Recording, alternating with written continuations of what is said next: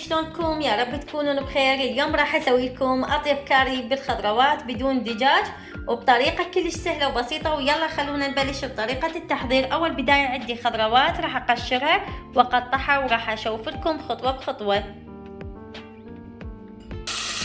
هسه هنا جاي ابلش احمس البصل والجزر والفلفل البارد،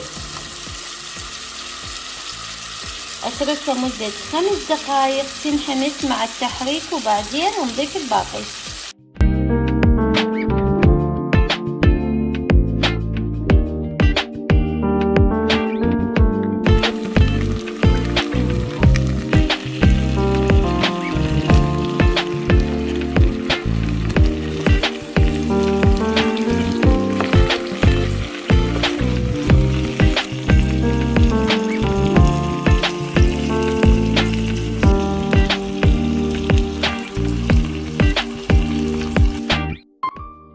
هنا ضفت الكاري والشطة حارة قليل، اذا تردون تضيفون الشطة وما تردون تضيفون هذا الشي راجع لكم.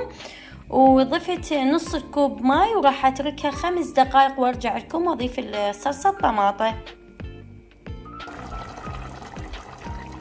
هسه هنا ضفت صوص الطماطة راح اتركها، طبعا ضفت وياها مكعب ماجي واحد، قطعة واحدة ضفت، وراح اتركها على نار هادئة وارجع لكم.